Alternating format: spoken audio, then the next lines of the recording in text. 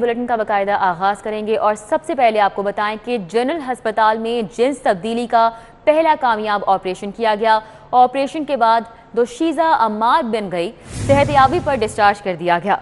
मुनफरिद और पेचीदा operation, doctors की 4 घंटे की प्लास्टिक सर्जरी। बचपन से अमारा में लड़कों वाली आते थी वालिदैन की जानिब से, ऐसा बताया जाता है। जाहिर चौधरी हमारे साथ मौजूद हैं, उनसे इस हवाले से मजीद तफसीलात लेंगे। नामी लड़की जो कि 10वीं क्लास की स्टूडेंट है, उसकी जो है वो जिन्स तब्दीली का कामयाब ऑपरेशन किया गया है और ये अपनी नौयत का जनरल अस्पताल में पहला ऑपरेशन है जो कामयाबी से मुकम्मल किया गया। अमारा में जब उसकी जो टेस्ट किए गए तो ये तशखीस हुई कि उसमें लड़का बनने की तमाम खुसूसियात मौजूद हैं और बचपन से उसमें जो है वो लड़का होने का जो है वो उसकी जो उसका बिहेवियर है उसमें भी वो नुमायाँ था, जिस पर उसकी जो है वो सर्जरी का फैसला किया गया। और जनरल अस्पताल के प्रिंसिपल प्रोफेसर डॉक्टर सरदार अल फरीद जफ़र जो हैं, उनकी सरबराही में डॉक्टर रोमाना इखलाक, डॉक्टर नसरुल्लाह, डॉक्टर इमरान समेत टीम ने 4 घंटे तवील ऑपरेशन के बाद जो है ये जिन्स तब्दीली का ऑपरेशन मुकम्मल किया और अब अमारा से लड़का बनने के बाद जो है वो अब उसे सेहतयाबी पर जो है वो अस्पताल से डिस्चार्ज कर दिया गया है और ये कामयाब ऑपरेशन है जो अपनी नौयत का पहला ऑपरेशन है और इसको मुकम्मल करने पर और इस जो है वो मुफ्त सहूलत के फराहम करने पर जो वालिदैन हैं लड़की से लड़का बनने के बाद अमारा के, वो जो है वो उनकी जानिब से इंतज़ामिया का शुक्रिया भी अदा किया गया। बहुत शुक्रिया। जाहिर चौधरी सीनियर रिपोर्टर हमारे साथ मौजूद थे, अपडेट कर रहे थे। कोरोना ने एक बार फिर ट्रांसपोर्ट का पहिया जाम कर दिया है। ज़िले इंतजामिया ने वबा की शिद्दत के बायस इंटरसिटी ट्रांसपोर्ट बंद कर दी है। बस टर्मिनल्स पर, लारी अड्डों पर सैकड़ों शहरी ख्वार हो गए। परेशान हाल अफराद ने ट्रांसपोर्ट बंद करने के अचानक फैसले पर कड़ी तनकीद की। NCOC के फैसले के बाद ज़िले इंतजामिया ने इंटरसिटी ट्रांसपोर्ट बंद कर दी है। इंटरसिटी ट्रांसपोर्ट यकमुश्त बंद होने से फैमिलीज, शहरी और बच्चे बस टर्मिनल्स के ऊपर फंस कर रह गए हैं। कोरोना के केसेस बढ़ने पर एक बार फिर पाबंदियां सख्त कर दी गयीं। जिले इंतजामिया ने इंटरसिटी ट्रांसपोर्ट को बंद कर दिया। दूसरे शहरों को जाने वाले शहरी बस अड्डों पर फंस गए। बच्चे, खवातीन और बुजुर्ग अफराद भी ख्वार होते रहे। शहरियों ने इंटरसिटी ट्रांसपोर्ट बंद करने के अचानक फैसले को तनकीद का निशाना बनाया। इनको 2-3 दिन पहले बताना चाहिए था कि 2 दिन नहीं गाड़ियाँ चलनी। अगर कोई जा रहा है तो वो किराया ज्यादा वसूल कर। शहरियों का कहना था कि कोरोना के केसेस तो गुज़श्ता 2 हफ्तों से बढ़ रहे हैं। हुकूमत हंगामी फैसलों से पहले अवाम की मुश्किलात को भी मद्देनजर रखे। बगैर के नोटिफिकेशन दिए इन्होंने बंद कर दिया है अड्डे, तो अब हम वापस जाने के लिए सुबह से यहाँ पे फिर गाड़ी नहीं मिल रही है जी। लोकल पे जाते हैं तो 2000-2500 रुपया किराया मांग रहे हैं और बहुत मुश्किलात पड़ी हुई है। पब्लिक ट्रांसपोर्ट बंद होने से प्राइवेट गाड़ियों की चांदी हो गई। परेशान हाल अफराद कई गुना जायद किराए देकर अपने इलाकों को रवाना हुए। कैमरामैन अली अदनान के साथ शहजाद खान अब्दाली, सिटी 42। पंजाब यूनिवर्सिटी ने तमाम ऑन कैंपस इम्तिहानात मुलतवी कर दिए हैं। यूनिवर्सिटी बंद होने के साथ साथ तमाम स्टाफ को भी छुट्टी दे दी गई है। NCOC और हुकूमती अहकामात के पेश नज़र पंजाब यूनिवर्सिटी ने भी 4 से 12 सितंबर तक यूनिवर्सिटी बंद रखने का नोटिफिकेशन जारी कर दिया है। फैसले के तहत पंजाब यूनिवर्सिटी ने तमाम ऑन कैंपस इम्तिहानात भी मुलतवी कर दिए हैं। तमाम सेमेस्टर सिस्टम और मिड टर्म इम्तिहानात को मुलतवी कर दिया गया है। उधर Punjab specialized health care department ने सूबे के 15 शहरों में आज से 12 सितंबर तक तिबी तालीमी इदारे बंद करने का फैसला किया है। Punjab specialized health care department ने सूबे के 15 शहरों में आज से 12 सितंबर तक तिबी तालीमी इदारे बंद करने का फैसला किया है और ये फैसला national command and operation centre के फैसलों की रोशनी में किया गया है। लाहौर, फैसलाबाद, रावलपिंडी, गुजरात, गुजरांवाला, शेखुपुरा, सियालकोट, सरगोदा, खुशाब, मियांवाली, भक्कर, खानेवाल, मुल्तान, बहावलपुर और रहीम यार खान में महकमा सेहत के मातहत तिबी तालीमी इदारे बंद रहेंगे। अलबत्ता तिबी तालीमी इदारों में स्टाफ और डॉक्टर्स ड्यूटी पर मौजूद रहेंगे। मज़कूरा तिबी तालीमी इदारों में कोई खेल या सकाफती तकरीब नहीं होगी। मुतल्लिका VC और प्रिंसिपल अपने इदारों में टीचिंग, नॉन टीचिंग स्टाफ और तलबा की वैक्सीनेशन को भी यकीनी बनाएंगे।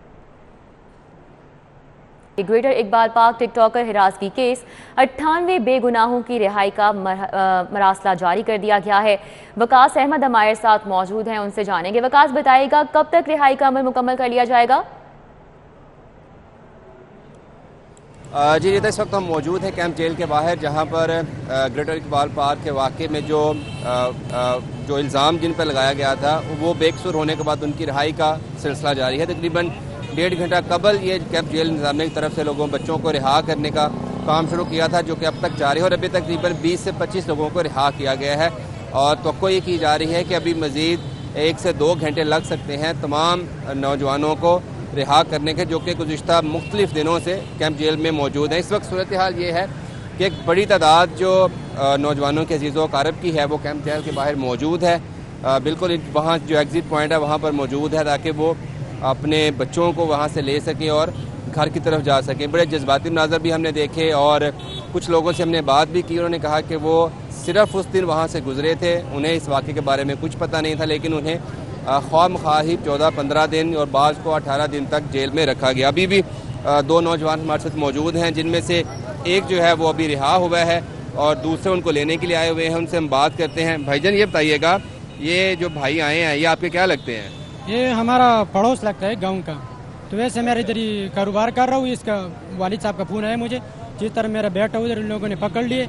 वो कह रहे 17 तारीख को इधर से गए, गाँव से पेशावर से आया था। तो कह रहे हम जो गाड़ी से उतर गए मीनार पाकिस्तान चक्कर के लिए जा रहे थे, तो उधर गेट से हमने पकड़ ली।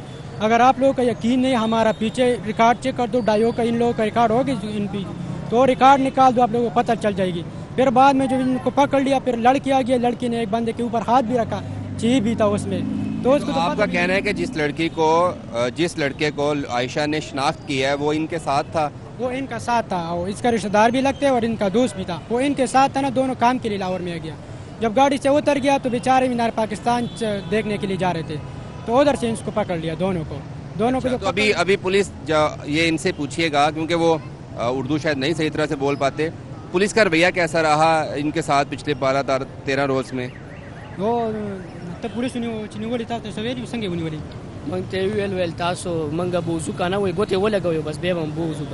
ये बोल रहे यार आपको सिर्फ उधर एंट्री करना है, उधर अंगूठा लगा दो, फिर वापस आ जाओ, कोई बात नहीं। इस तरह इस नाम पे उसको पकड़ लिया। फिर जो लड़की जब आ गई उसने एक बंदे के ऊपर हाथ रखा, यार इस जो है ना उस मसले में ये भी था, तो इसलिए फिर उस दोनों को लेट किया। तकरीबन इतना। बहुत शुक्रिया। जिस तरह की स्टोरी इन नौजवानों ने बताई है, इस तरह की स्टोरी जो लोग बाहर से आ रहे हैं जो रिहा होके, उनका यही कहना है कि उन्हें पुलिस ने मुख्तलिफ बहानों से बुलाया कि आपके वेरिफिकेशन करने के लिए, फिर उनको पकड़कर गिरफ्तार करके जेल में डाल दिया गया। और अभी भी इनका ये कहना है कि जिस लड़के को शनाख्त किया गया है वो इसके साथ था और ये पेशावर से उसी रोज़ लाहौर पहुँचे थे, और क्योंकि वो बस ग्रेटर इकबाल पार्क के पास रुकी थी और इसलिए उनकी लोकेशन उस एरिया में है जिसका जियो फेंसिंग के दौरान पुलिस ने डाटा हासिल किया था। जी अच्छा वकास, ये बताइएगा तो अब ताखीर कहाँ पे देखी जा रही है मरहला मुकम्मल होने में, और कितनी देर दरकार है? क्योंकि तमाम जो लोग यहाँ पर बाहर आए हैं अपने प्यारों को लेने के लिए और जो अंदर से रिहा हो रहे हैं, वन बाय वन को वेरिफिकेशन करने के बाद उनको रिहा किया जा रहा है। तो तकरीबन 1.5 घंटा कबल ये सिलसिला शुरू हुआ था और अभी तक 20 से 25 लोग जो हैं वो रिहा हुए हैं। तो अगर इसी तरह से हम देखें तो मज़ीद 1 से 2 घंटे लग सकते हैं, जो 2 से 3 घंटे लग सकते हैं। मरहलावार रिहाई इस वक्त जारी है। बहुत शुक्रिया, वकास अहमद हमारे साथ मौजूद थे, हमें अपडेट कर रहे थे। जान बचाने वाले इदारे जान लेने का बायस बनने लगे हैं। सर्विसेज अस्पताल का तिबी फुजला बीमारियां फैलाने लगा है। इमरजेंसी के सामने सीवरेज का पानी जमा है, अस्पताल में गटरों के ढक्कन गायब हैं, डेंगू फैलने का खदशा बढ़ चुका है। तो सूरत हाल ये है कि जान बचाने वाले इदारे ही अब जान लेने का बायस बन रहे हैं। सर्विसेज अस्पताल की इस वक्त क्या सूरत हाल है, अजमत अवान हमारे साथ हैं, उनसे मजीद जानेंगे। बताइएगा अजमत।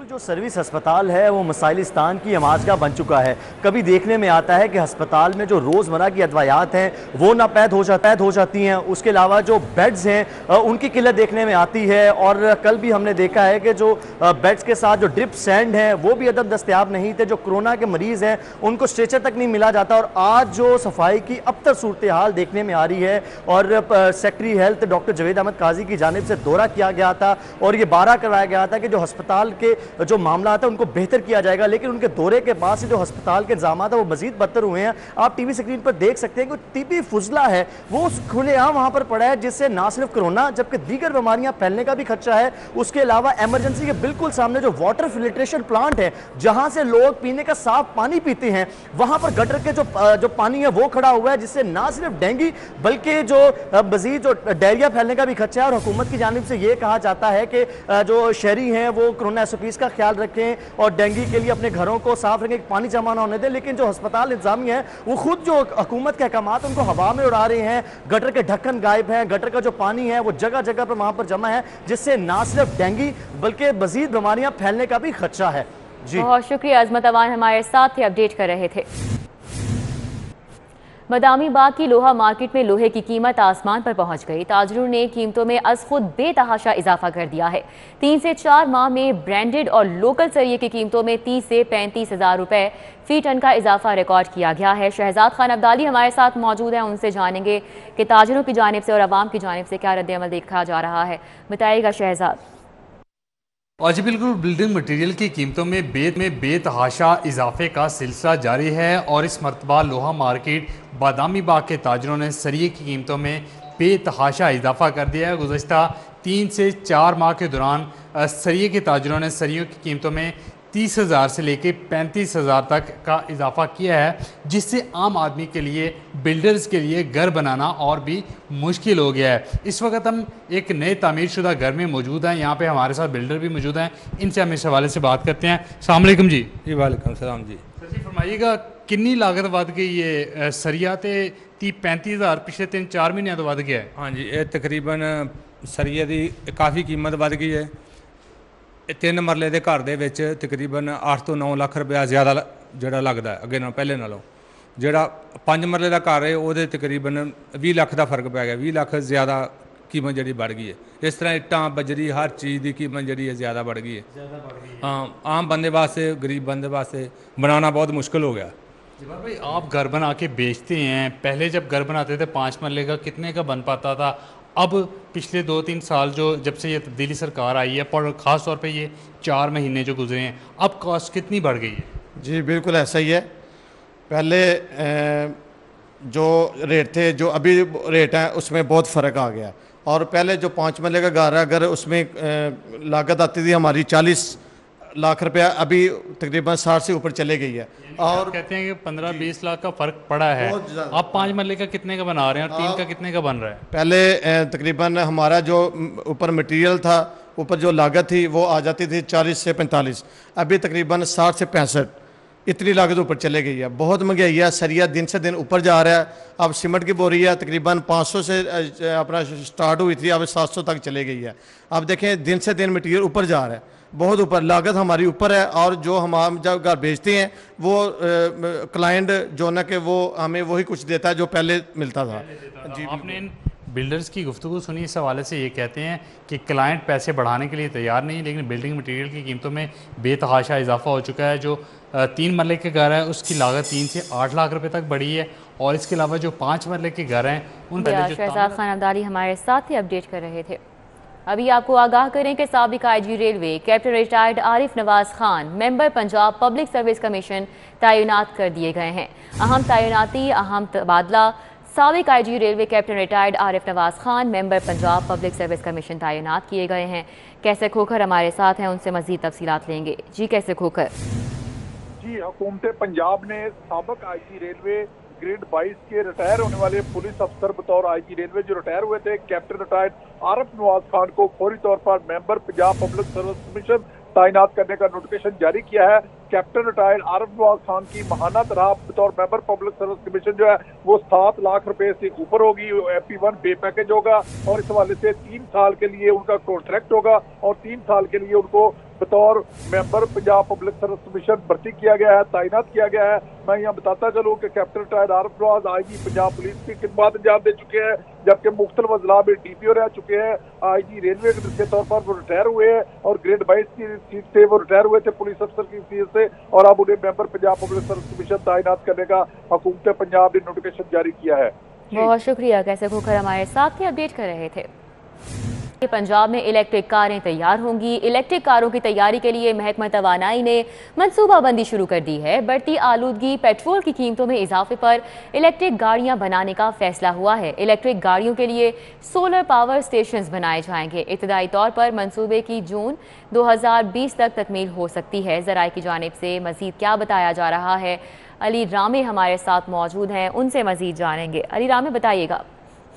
जी बिल्कुल, पंजाब हुकूमत है वो इलेक्ट्रिक गाड़ियों की तैयारी के हवाले से के पहले भी इलेक्ट्रिक व्हीकल के जो चार्जिंग स्टेशन हैं उन पर काम कर रही है। तो लेकिन अब महकमा तवानाई पंजाब ने गवर्नमेंट ऑफ पंजाब से ये भी अप्रूवल लिया कि क्यों ना वो किसी प्राइवेट सेक्टर के साथ कोलैबोरेशन के साथ मिलकर गाड़ियों की तैयारी पर काम करें। अब इसके साथ वो चाइना के साथ मिलकर उनके साथ एक कोलैबोरेशन करेंगे और उसके बाद प्राइवेट सरमायाकारों के साथ मिलकर यहाँ पर एक यूनिट जो है वो बनाया जाएगा। अब इसके लिए सर्वे के लिए उन्होंने 2 करोड़ रुपए की इजाजत मांगी थी कि उनको जारी किया जाए, तो उस पर गवर्नमेंट ऑफ पंजाब ने बाकायदा अप्रूवल दी। अब इसमें महकमा तवानाई पंजाब कंसल्टेंट जो है वो हायर करेगा। कंसल्टेंट हायर करने के बाद एक पॉलिसी तैयार की जाएगी कि किस तरह से गाड़ियों की तैयारियों के हवाले से पंजाब हुकूमत काम कर सकती है। पॉलिसी जारी की जाएगी। बहुत शुक्रिया अली रामे, हमारे साथ अपडेट कर रहे थे। CCPO गुलाम महमूद डोगर का एंटी वुमेन हैरासमेंट सेल का दौरा। CTO लाहौर सैयद मुंतज़िर मेहदी भी हमरा थे।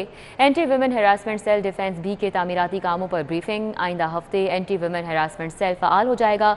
CCPO की जानिब से इस मौके पर मजीद कहा गया कि सेल फ़ाल कर दिया जाएगा और हर केस के बारे में विक्टिम से फीडबैक भी लिया जाएगा। पंजाब स्क्वॉश कॉम्प्लेक्स में ट्रेनिंग का आगाज़ हो गया। पंजाब स्क्वॉश एसोसिएशन के डायरेक्टर टूर्नामेंट्स मामून खान का कहना है कि सदर पंजाब स्क्वॉश एसोसिएशन नूरुल अमीन मैंगल के विजन के मुताबिक इंटरनेशनल और लीग कराने का शेड्यूल तैयार किया जा रहा है।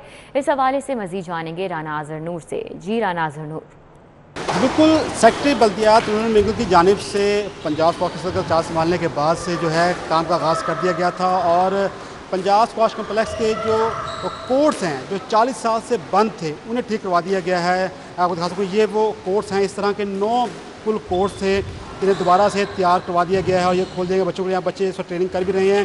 देखा जाए तो यहाँ पर स्क्वॉश कॉम्प्लेक्स के जो तमाम कोर्ट्स हैं उनको काम करवा दिया गया है और वहाँ पर जो है पेंट समेत जो है लकड़ी का और दीगर काम भी करवा दिया गया है ताकि जो बच्चे हैं यहाँ पर आए। इस यहाँ पर जो है ट्रेनिंग का आगाज़ कर दिया गया है। मामून साहब, आप टूर्नामेंट हैं इस नई एसोसिएशन के, तो क्या करवाने जा रहे हैं आप?